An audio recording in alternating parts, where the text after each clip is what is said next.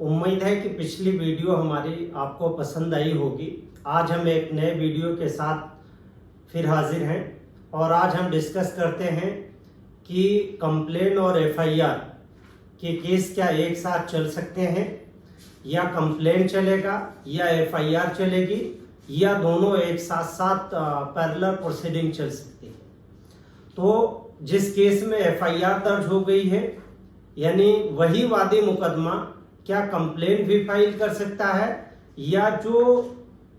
वादी है कंप्लेनेंट वही एफआईआर भी फाइल कर सकता है, यानी एक दूसरे में अपोजिशन के तौर पे आ सकता है, या दोनों में एक साथ हो सकता है, या अपोजिट का आदमी कंप्लेनेंट पे एफआईआर फाइल कर दे और कंप्लेनेंट किसी पे परिवाद दाखिल कर दे। तो क्या दोनों परिस्थितियों में दोनों केसेस का एक साथ चलना संभव है या नहीं, ऐसे कुछ प्रश्न हमारे मित्रों और दोस्तों द्वारा पूछा गया। मेरे हिसाब से कंप्लेन और एफआईआर यानी स्टेट और कंप्लेन केस दोनों पैरेलल प्रोसीडिंग एक साथ चल सकती है। सीआरपीसी यानी कोड ऑफ क्रिमिनल प्रोसीजर का सेक्शन 210 सीआरपीसी इसके बारे में डिटेल एक्सप्लेन करता है कि दोनों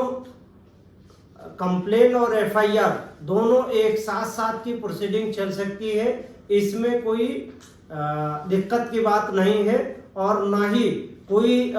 इलीगलिटी की दुश्वारी है। तो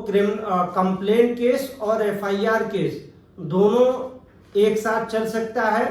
और इसके बारे में बहुत से हाई कोर्ट ने टाइमलाइन सेट किया है कि एफआईआर के केस में अगर जिसमें डेथ पेनाल्टी है तो उसकी चार्जशीट मैंडेटरी तौर पे 90 डेज में फाइल हो जाना चाहिए, और जिस सेक्शन में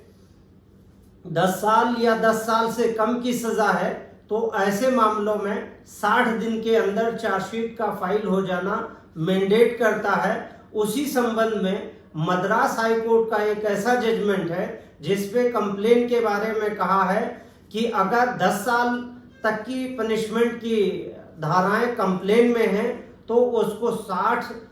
दिनों के अंदर कंप्लेन को डिसाइड करके या तो कंप्लेन में समन एक्यूज को मजिस्ट्रेट करे या उसको डिसमिस करे 303 सीआरपीसी में, और अगर समन इशू करता है 204 सीआरपीसी में तो लिस्ट ऑफ विटनेसेस का समन इशू करने से पहले डिमांड करेगा।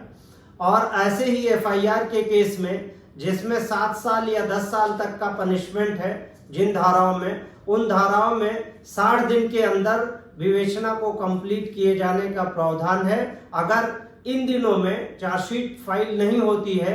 तो मजिस्ट्रेट जिसके यहाँ पे रिमांड पेंडिंग है और अगर कोई एक्यूज जेल में है तो उसमें डिफॉल्ट बेल मिल जाती है, यानी बिना बेल एप्लीकेशन अप्लाई किए हुए एक्यूज टाइम पीरियड लैप्स होने की वजह से उसमें बेल मिल जाती है। ऐसे ही जिसमें 10 साल या 10 साल से ज़्यादा का पनिशमेंट है, ऐसे सेक्शन और धारे में अगर चार्जशीट 90 डेज में फाइल नहीं होती है तो ऐसे मामलों में ट्रायल कोर्ट, चाहे वो मजिस्ट्रेट की कोर्ट हो, चाहे वो कोर्ट ऑफ सेशंस हो या एडिशनल डिस्ट्रिक्ट जज वगैरह हो, ऐसे मामलों में वो 90 डेज जो इन्वेस्टिगेशन की डेडलाइन पीरियड है, अगर चार्जशीट पुलिस नहीं फाइल करती है या कोई भी स्टेट एजेंसी जो इन्वेस्टिगेशन करती है अगर चार्जशीट फाइल नहीं करती है तो ऐसे मामलों में डिफॉल्ट बेल वो कोर्ट ग्रांट कर सकती है, और वो एक हिसाब से सीआरपीसी के प्रोविजन के हिसाब से वो मैंडेट करता है, यानी बेल देना ही देना है। तो मैं बात इस चीज पे कर रहा था कि अगर एक मामले में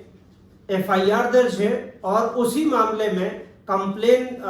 दर्ज है मजिस्ट्रेट के यहाँ, क्या दोनों चीजें एक साथ चल सकती हैं? बिल्कुल चल सकती हैं। सीआरपीसी का सेक्शन 210 सीआरपीसी में मैंडेट है, दोनों एक साथ पैरेलल प्रोसीडिंग चल सकती है। इसमें किसी भी तरह की कोई इलीगलिटी नहीं है और इस पे हाई कोर्ट और सुप्रीम कोर्ट के बहुत क्लियर व्यू है कि दोनों चीजें एक साथ चल सकती हैं। उम्मीद है कि हमारे द्वारा दी गई जानकारी आपको अच्छी लगी होगी। तो आप हमारी वीडियो को लाइक, शेयर एंड सब्सक्राइब करना न भूलें। मिलते हैं अगली वीडियो में, तब तक के लिए आप अपना ख्याल रखें। शुक्रिया, थैंक यू।